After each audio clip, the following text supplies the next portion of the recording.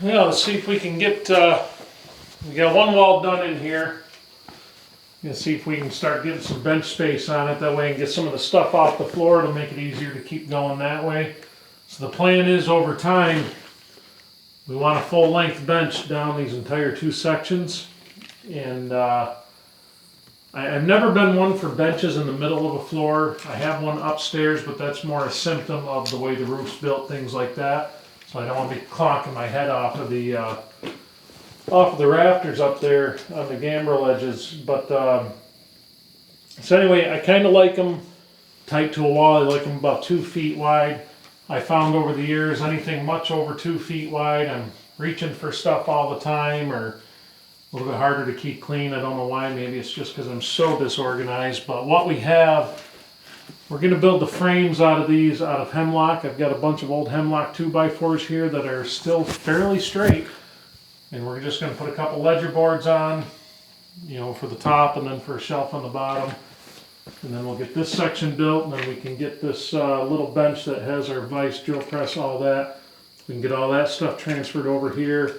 I've got a bunch of stuff on the floor here that I can get on the shelf, so just help with organization a little bit. But so we're trying to gear up for a winter of heavy forging, heavy tool making, because it's time, and we can finally start getting some of those tools made we've been yakking about forever.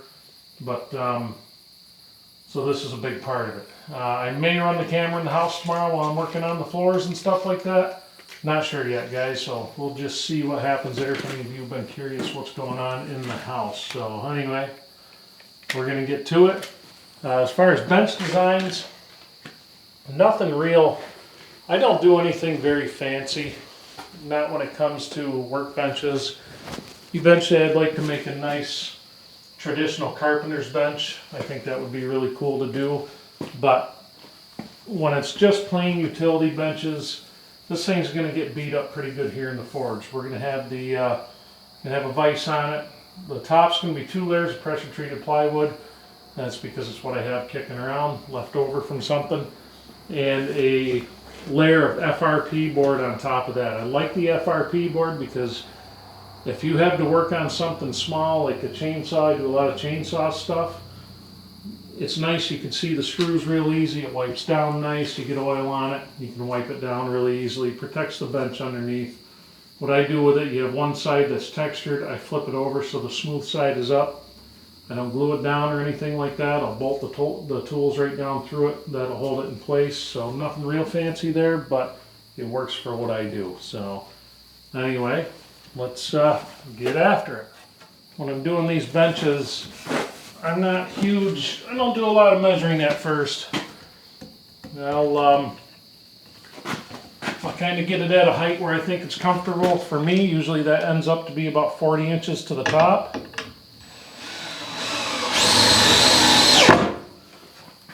And I kind of do it I do it my own lazy, easy way. I just screw a board where I think I like it, level it off a little bit. I do like a nice level workbench.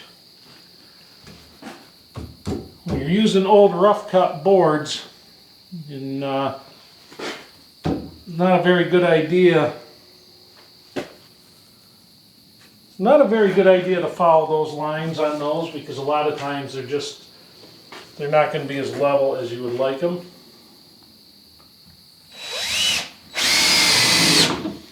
I mean, I'm not even really concerned too much about where this ends. I don't care if it's on a stud or not, just to be holding up the top of the bench. We'll have enough screws in the studs.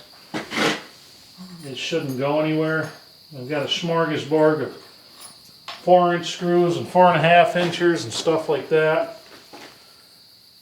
All the leftovers from this building. And at the end of the day, I want to make sure I'm going through. And that's a pretty good sized screw there. Hold my fingers up so maybe you can see it. But I'm going through, I want to make sure I can go all the way through I'll go all the way through this ledger board, go all the way through the 1-inch board, and go down into the stud. That's kind of what I'm looking for.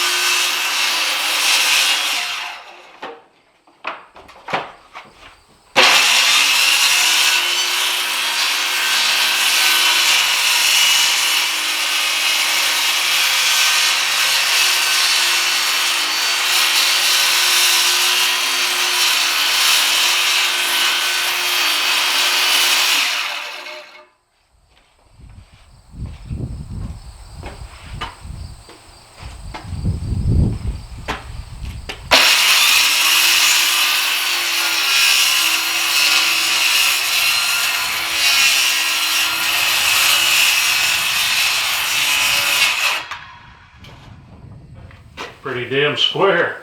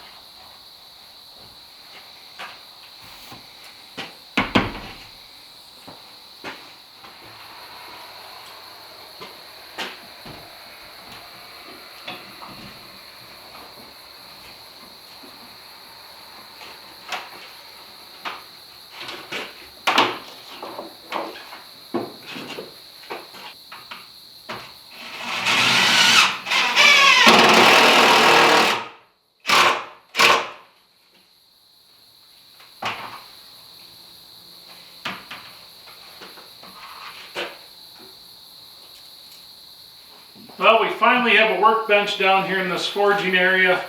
Again, we're going to build the next few videos. We'll build the rest of this wall across here.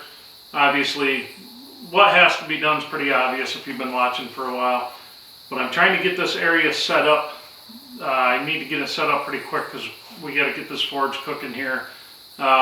Still, lots of stuff to do. Always lots of stuff to do. But anyway, so one of the best workbench coverings I've ever found is FRP board. I think it stands for fiberglass reinforced panel, something like that. It's really thin, it's really tough. I've had this stuff on a chainsaw bench in the pit of despair for about 10 years. And I've rebuilt, I can't tell you how many chainsaws on it. I've pounded on it, I've gotten grease all over it. All I have to do is wipe it down and it's clean again. The stuff is very resilient. And I've gotten sparks on it and haven't burned it or anything like that. I don't know how well it burns. I'm sure it burns pretty well. But for a wooden bench covering, one you're going to use like I'm going to use it, you really can't go wrong. It makes it nice and tough. You can take it off and replace it real easy, real cheap. And I tell you, when I pulled that off out there to clean it before, the wood underneath looks brand new still. So definitely a big fan of it. But so anyhow, what we're trying to do here, trying to get our tool making stations started to set up. We've got to wire up the wall behind us here. Now I'm taking all my electrical wires are going to be exposed. So we're going to be running mostly conduit and MC cable, which really, I mean, I don't have to worry about code here, but you really want to think about it. I like to be able to see the wires. In my experience in barns and things like that, a lot of the ones that burn, they burnt because of electrical problems, and a lot of times it's non-metal clad NM cable, your residential stuff that you find in your walls in your house. A lot of times that stuff's run, mice chew on it, stuff like that. The grounds aren't very good sometimes, the way some of them were built, so not that that really has anything to do with the type of wire it is, but it's kind of handy to, I'd like to have that little bit of extra feeling of insurance, knowing that it's going to be a better job. So anyway, we got a lot more coming up, guys. I hope you enjoyed it, and like I always say, we'll see you the next time.